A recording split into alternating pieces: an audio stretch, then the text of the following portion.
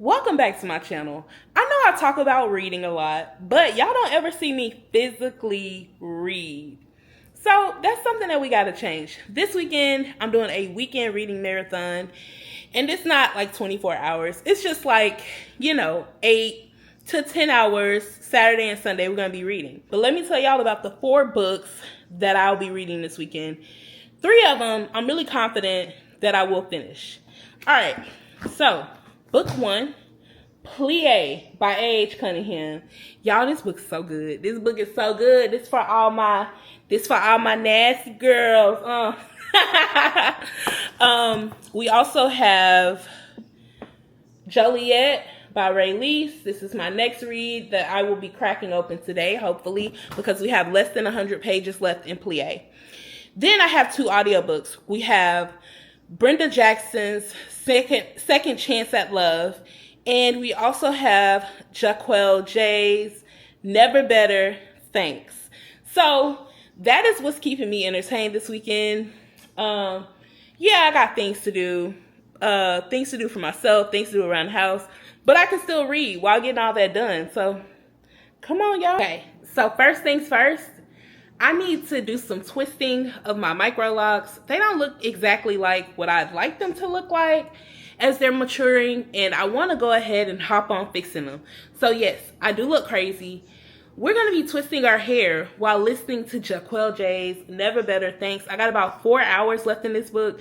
It is so good, and I'm going to tell y'all about it while y'all watch me twist my hair. All right, so we have our headphones, we got our phone, we got our clips, and we have my hair divided in sections. I know I look crazy, but it's all good. Let's get to the things. Now, this book was hands down my favorite read of the weekend. This is Never Better Thanks. This is by Jaquel J. So y'all already know her reputation precedes her, because that lady be writing. It don't matter if she in her urban fiction bag, her urban romance bag, or contemporary romance like this book is. She be writing, and her stories always leave you wanting more, and stalking her page and her catalog to find like the next book. So this series is called the Lenox Hill series, and let me tell y'all, this is for the lover girls. There are no pew pew outs on the highways in these books. These are specifically for the women and men who love romance. So I recommend this series down. Now, in each book, the FMC is dealing with a different issue. Now, in book 3, we meet Dr. Ember Sanders. Her book is the most emotional of the series. She is, this 30-something-year-old, maybe 40-something-year-old, who is trying to chart her journey to motherhood. She has been trying for so many years to become a mother. Y'all, it's literally the one thing she wants. She's paid so much for IVF. It led to the dissolution of her marriage. Like, she's gone through a lot. So now we meet Ember when she's in this solo journey to motherhood. She's by herself. She ain't got no man, but she's like, I still want a child, and is, and do, and will.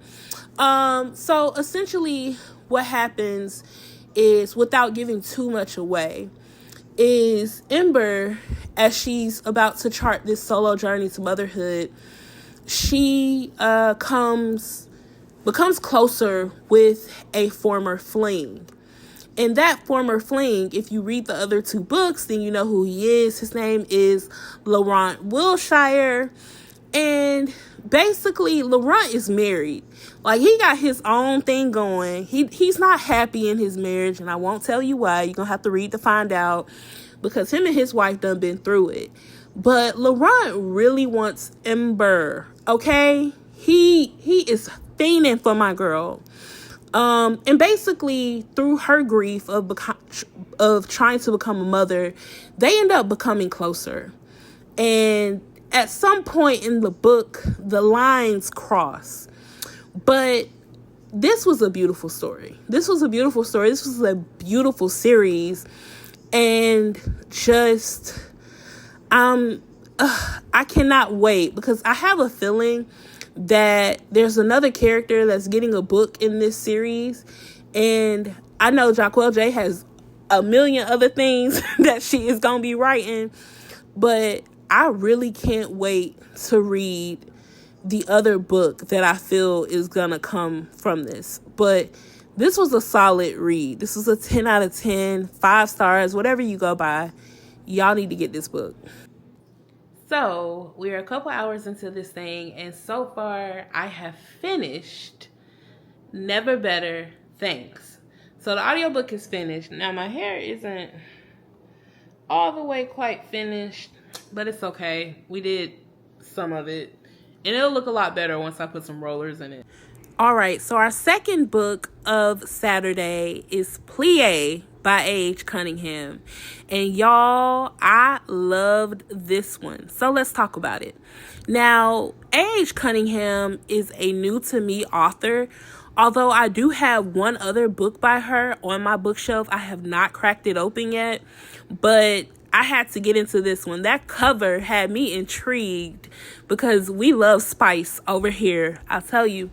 Now, this book features the lifestyle, the dumb BDSM lifestyle, if you will.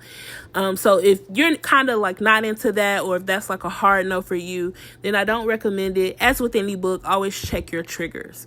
So this book actually starts with our MMC Knox and our FMC Aisha being at odds with one another. Although, like, Knox, I ain't gonna lie, he got a bit of a temper, and for some reason he's just so agitated by Aisha. Aisha is a dance instructor, and she teaches his daughter dance.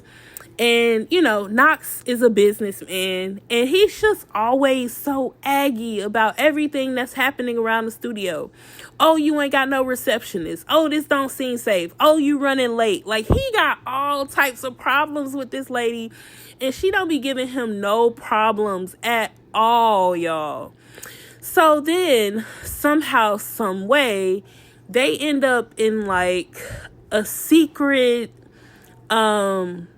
situation where Aisha is the sub and Knox is the dom. Now, they both have their suspicions about each other, you know, being the other person on the receiving end in these scenes. But I'm trying not to give too much away. But they don't, you know, address it when they are not in the setting where they're performing these scenes. So, you know, it festers for a while. In addition to that happening, there's a whole nother mystery going on. Like, Aisha randomly starts losing dancers who are leaving her school, and that puts her in a bind financially, and she's trying to get to the root of what's happening. So this was just a really good read, because obviously, like, I expected them to get into the things with the spice, but I wasn't expecting like the little mystery that was lying underneath the pages of this book. I felt like it was well written, and just that added touch of them going from enemies to lovers. Hello, because Knox is just mean. He's so mean, but it's a reason he's like that. So I definitely recommend that y'all check out Plie by A.H. Cunningham. And y'all, I gotta read some more by A.H. Cunningham because I am intrigued. Mamas be writing. Okay, rollers are in, nightgown is on, and we have finished 2 books today. So as I said, Plie, we still had about 100 pages left in that. We're completely done. And then we also finished listening to Never Better Thanks. So I have cracked open Joliet by Ray Lee, so we've started that. That book is more than 550 pages. While I think we'll make like a decent sized dent in it this weekend, I don't think we're gonna finish it. However, the goal is to finish the Brenda Jackson book tomorrow, and maybe even start another audiobook. So hopefully tomorrow we'll be able to get more activity in and get more things done during our weekend readathon. Y'all, I love this. I ain't gonna lie. This little purse bookmark situation is cute. Now, I ain't made it this far in the book, but it just made the most sense to put it there. But all right, so as y'all just saw me and my little purse bookmark situation, we finally made it out the house on Sunday.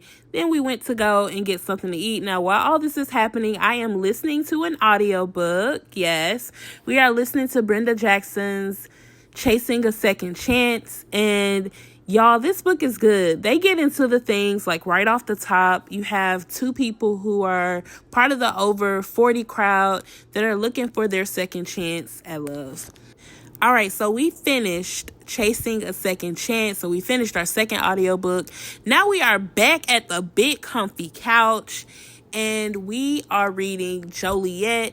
Now, I knew that this was not one of the ones that I would be finishing this weekend just because the book is thick. She's thick, okay? Thicker than cold grits. So it's got hundreds of pages, but if you know anything about Ray Lee's, then you know that all of her stories just captivate you. Like, you're sucked in. Like, I know that she's about to take me on a journey with this one. I'm only about 40 pages in right now. But let me tell y'all about the book so far. So again, this is another one that you'll need to check your triggers for because this starts with a very traumatic situation. The FMC just finds herself in a bad situation that she's trying to escape and trying to get out of. So this book so far for me has chronicled the journey to get out of that space. And, you know, we've also met the MMC who also appears not to be in that great of a situation either. But I'm interested in going along on the journey and finding out what happened. So many of y'all have said that this is a great read. So many, including my little sister. So I'm down for the ride. I'm pretty sure that I'll probably need like another week and a half to get through this one. Just because, y'all, it takes me so long to read physical books. I don't know what it is. So essentially in this book, we meet Harlem J. Harlem is the little sister of Astoria. Okay, so I kind of wanted to give y'all a behind the scenes of what's happening when I am reading. I like to go in and record notes into Bookmarie. I'll do voice note to text just so I can keep track of what's happening in the book. Some people annotate. Me, I go in and I leave like voice to text notes, and that just kind of helps me for when I'm doing my videos, when I am, you know, talking to other people about books. It helps me to go back and read the notes. You know, some books you just remember right offhand, but others, you know, you have to notate and you have to write down the key moments. And then how can I review something correctly if I can't tell you or if I don't remember what happened in the book? So this is an essential part of my process. So no, I'm not talking to myself right here, but every time I read, I have to go back and take notes. All right, thanks for riding with me, y'all. As y'all can see, I got the bonnet on. We're going to bed. We have just wrapped up our weekend reading marathon. We finished 3 books. We started a 4th that is like almost 600 pages. So it probably will be like another week before I finish that one. I'm a 9-to-5 girly and I gotta work. But I'm looking forward to starting some brand new reads this week. Before I go to bed, I'm going to write reviews for those books so that the authors can know how I feel about them. And for some, I might even do videos for, but for me, what determines a video is just a book that I can't like stop thinking about, or a book that I really want other people to check out. So I definitely had some really good reads this weekend, and I'm looking forward to the next read. All right, y'all. Until next time.